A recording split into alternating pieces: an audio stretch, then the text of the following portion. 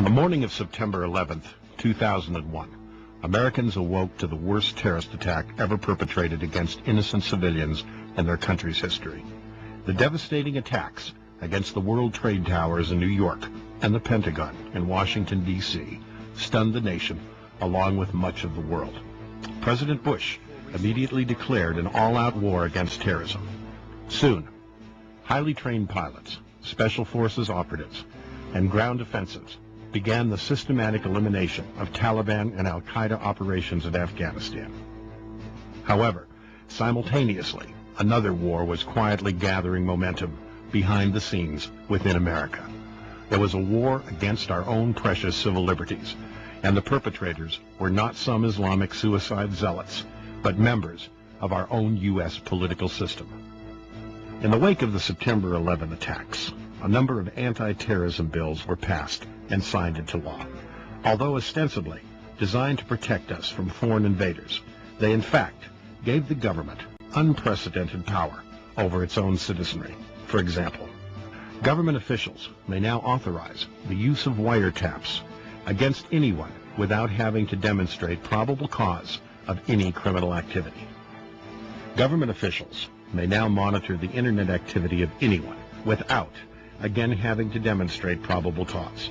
The FBI has developed an undetectable eavesdropping software that can be covertly installed via the internet on anyone's home computer. All emails, chat room activities, and website visitations can be recorded. The FBI can now compel business owners to turn over the records of any employee without having to show evidence of a crime.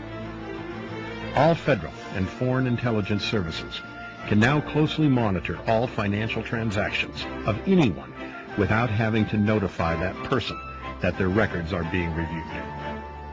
Government officials can now conduct secret searches of anyone's home or business without their knowledge, even if no allegations of terrorism are involved. Of course, all of these violations of freedom are clearly unconstitutional, yet they remain unchallenged within our judicial system. And although we may not see the widespread use of these laws against American citizens anytime soon, the stage is being set for a future period when the Bible predicts such laws will be used against those who fail to go along with the agenda of the New World Order. As the new millennium continues to unfold, we also see a drive to unite the world as never before, politically, financially, and religiously. Following the September 11 attacks, a number of prayer services were held across America, including this Prayer for America rally in New York. In an unprecedented show of unity, members of varying religious faiths, including Muslims, Protestants, Catholics, and Jews, all claim to worship the same God. It is the uniting of the world into one faith which the Bible predicts is just one of the many signs indicating we may be entering the period on earth known as the last days.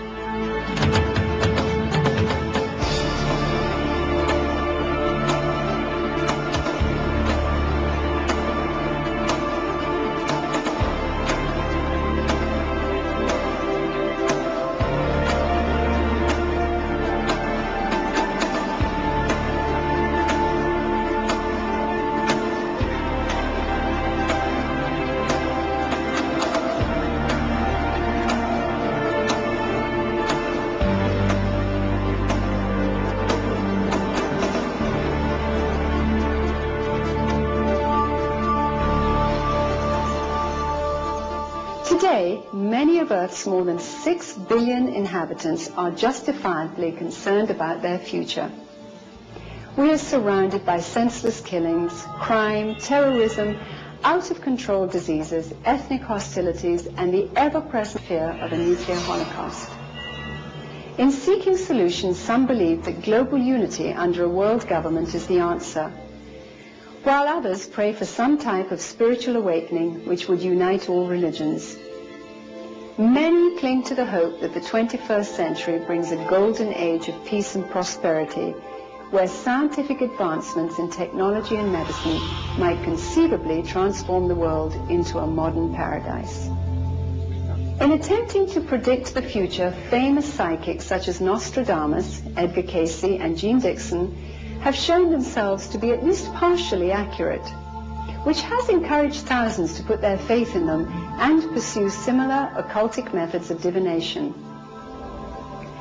Today, in record number, people are consulting psychics, fortune tellers, and spiritual mediums of all varieties to find out just what lies ahead. With all the psychic sources available, why do serious seekers still rely on the ancient prophecies of the Bible?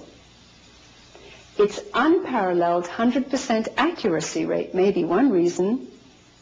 Its claim to be the very Word of God may be another. Yet its writings are so old. Are there any valid reasons to believe they hold any relevance for today's turbulent times? I take the Bible seriously because these 66 books, written by 40 authors over thousands of years, are an integrated message system that has its origin from outside our time domain, and it proves that by describing history before it happens. And there are many examples of that throughout history. But today, we see it happening before our very eyes. The prophetic word is God's sure expression of the calendar of history, and it's the only real way to foresee the future or to understand today's events, far different from the superficial interpretation we get from the news and from pseudo-intellectuals who want to tell us their own theories about it. Of all the books in the world, the Bible is most dependent upon prophecy, because the first writing prophet, Moses, said in Deuteronomy chapter 18 that there would be other prophets like him, and the only way they would be able to tell whether they were truly from the Lord and speaking the Lord's word or not is whether the prophecies they made came true 100%. Imagine any person claiming to be a prophet of God who delivered a message which did not come true was executed on the spot. Anyone could predict events in the far distant future, and there would be no way to verify them. Yet biblical prophets were always tested by the accuracy of their detailed short-term prophecies first. If those came true, only then were their long-term prophecies considered authoritative messages from God and included in the Bible. About a third of the Bible was prophetic when written in some way or another. And of all of that prophetic content, about 4/5 of prophecy in the Bible has already been fulfilled, and it gives us a model by which we can expect to interpret that final fifth that isn't fulfilled, because it was all literally fulfilled in history. I believe the Bible does contain a warning to the human race, and I believe that human history is in its final quarter. There are only a few seconds of intense activity left before time runs out. When we look around on a beautiful day like today and we see the glory of God's creation, it's easy to think that things are going to continue forever, just getting better and better. But unfortunately, that's not what the Bible teaches. Sections of the Bible known as Daniel, Ezekiel, Joel, Matthew, Revelation, and others describe in great detail 3 major time periods yet to occur. The first is a terrible 7-year period of destruction, the likes of which the world has never seen, commonly known as the Tribulation. This is immediately followed by the Millennium, a 1,000-year period of peace on earth. Finally, there is the eternal realm consisting of heaven and hell. People's acceptance or rejection of God's message determines their eternal place of residence. The horrifying 7-year period of destruction comes first. As early as 700 BC, biblical prophets warned about this time, telling us that a totalitarian one-world government using political, economic, and religious pressure would attempt to control every person on earth. The concept of a one-world government is going to be sold to the people of the world as being the only answer that's going to be there to save the world. Now, what people don't understand is this is going to be a way to herd the people of the world into a system that's going to be controlled by a very powerful elite. And I think the Bible describes that very, very well. Standing behind a 7-year peace treaty, a global dictator will rise to power through the promises of world peace. He is called many names in the Bible, but the most familiar is the Antichrist, which means in place of Christ. This war